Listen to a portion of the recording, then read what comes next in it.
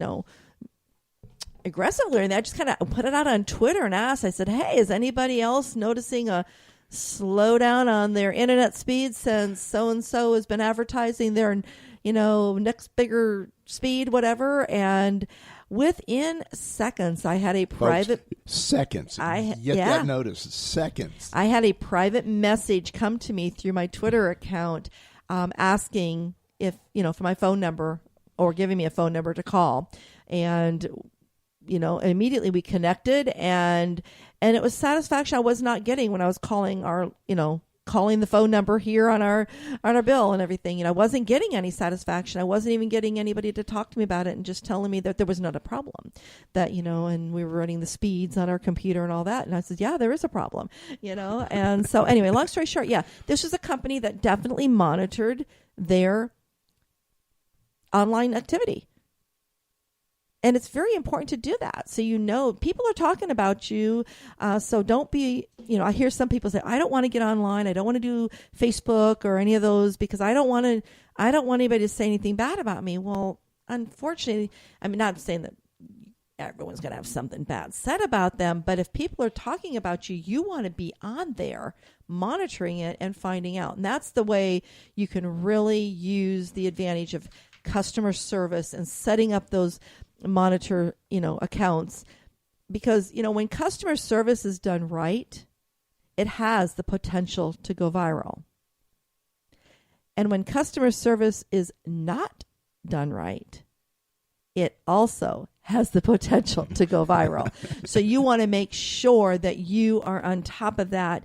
And again, there are a number of tools that you can use to automate this and monitor it. And then, but definitely have a real person, a genuine person, make those phone calls or send out those emails and such. So outstanding customer service is the number 2 advantage to using social media for your business.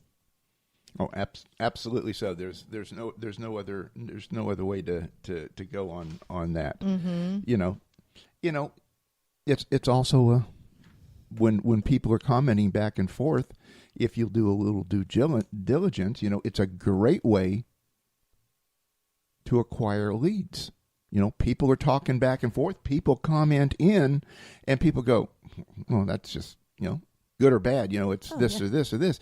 But somebody says something, and you're monitoring it. Oh, I do that. I can help you with that particular issue that you're dealing with. So when you look at that from that standpoint, you're doing Google ads or anything else that you use to attract business. That can be extremely expensive very quickly. Mm-hmm. But when you look at it from the standpoint of being known before you're needed and having a reputation out there and having people support you through social media, that's a great big star on your back. There's just it's just the best way to do it. Well, exactly. And I know that myself.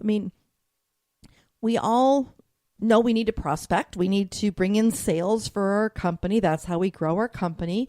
We do a lot of different, networking. We belong to associations, etc. But social media allows you, to me, it's one of the best prospecting tools out there because, one, you're building relationships. You're talking to people. And LinkedIn, to me, is the best prospecting social platform out there. There are so many great ways to use that tool to meet individuals that you may not have had an opportunity to meet otherwise.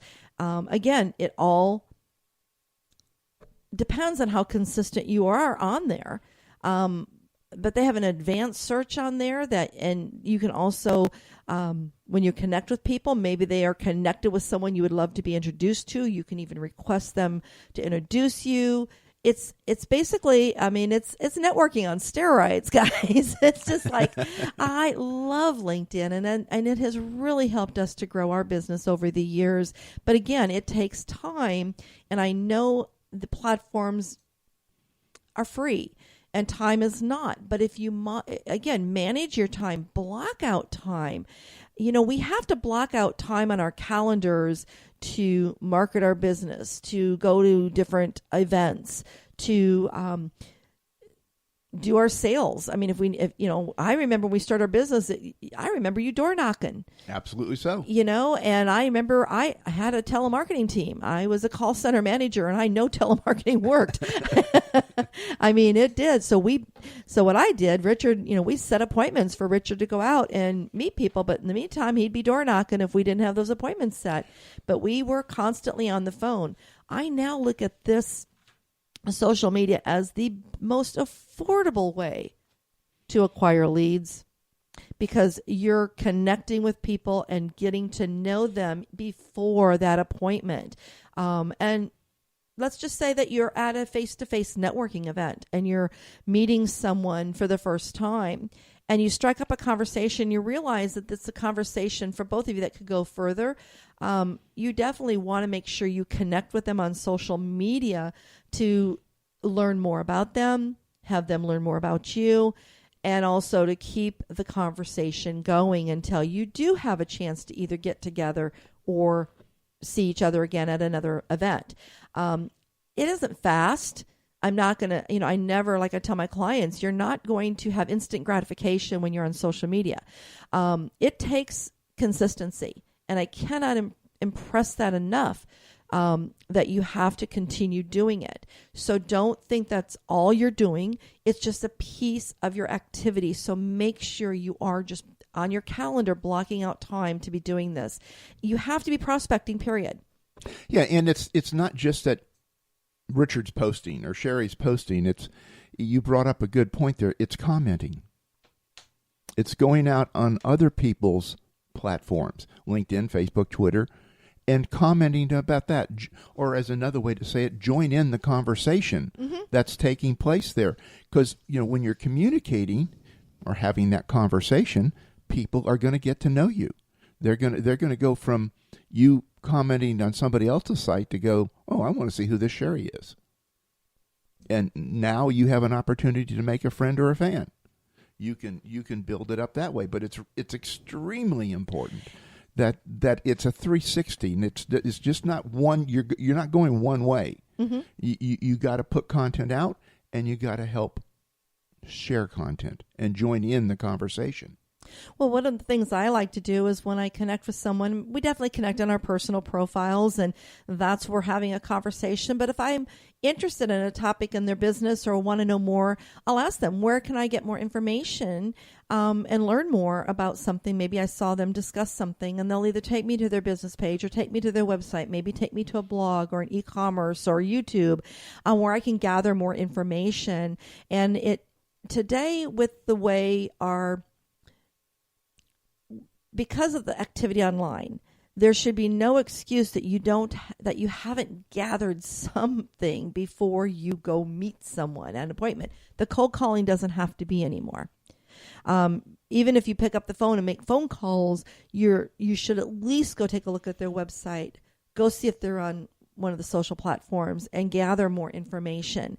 That way you're more comfortable. And, I find it so much easier before I go to a live event.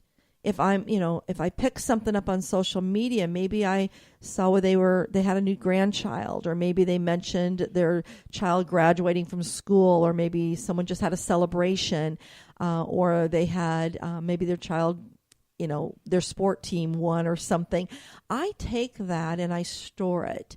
And then when I meet them at an event, that's a great conversation starter because we don't always know. We all have these friends on social media. We really don't know them that well, but this is a way that you can get to know them better. It's just, I don't know. It does take practice. It does take time. I keep emphasizing the time, but it's worth it if it is going to bring you better results, because we want to definitely take our time and have it achieve the desires that we need. And in business, we all need to close business. But ask yourself, if you look at people that you would love to meet, that could be a good referral source for you, or that possibly could be a good customer, and you see them mention something that you have the solution for, you don't want to just go and say, hey, I've got the product for you here, buy me, buy me, buy me. you want to go in and you start asking more questions. And then what do they realize? You care about them. That helps you get in the door a lot easier. This is where you really have to think through on using social media. So using these affordable prospecting communication tools to grow your business again and meet more people is that third advantage that I just cannot say enough about. Oh no, you can't, because that's where the bond is built. Mm-hmm. You get that relationship, and now it's not just business. It's not exchanging credit cards and all those type of things. It's, oh, I know Cheri. I like Cheri. I like to read her post. It's this. Oh, you get to see Cheri's kids. You get to become kind of an outside-inside part of somebody's business and family relationship as everything deepens. But that's the fun of social media. That's the strength of social media, and that allows you to build lasting businesses, mm-hmm. businesses that have the potential to go on as long as you want them to go on. But notice, we talked about, prospecting. We talked about, using the tools to prospect. We talked about using it as a customer service tool. It all goes back to the first thing we spoke about today, and that's that brand awareness, building your reputation, your brand reputation. Absolutely so. Why do you think, well, let's just take the restaurant business. Why do you think they advertise the way they advertise? They're all over. Even McDonald's is now trying to take over and compete with, what's the other coffee people? I'm going blank real quick. Starbucks? Starbucks. They're a coffee shop now, yeah. Yeah, because Starbucks started with coffee, and then they put pastries. Uh-oh. Egg McMuffin? Oh, we got to get some coffee going here. We got to get something else happening in here. Dunkin' Donuts joined the fray also. Well, I think what the biggest thing with McDonald's is all of a sudden they've done a lot of renovations with all their McDonald's places, and they now have internet. Look mm-hmm. at the different, when we go into it, we very rarely go into them if we're traveling. Like, grab that Egg McMuffin. I won't say I don't eat those Egg McMuffins, but that there are people in there that spend the whole day in there now, just like they do at Starbucks. They go in and do business because, everyone is really getting on board and realizing that you have to be where the people are. And that's all part of what we're talking about here. It's all part about the visibility.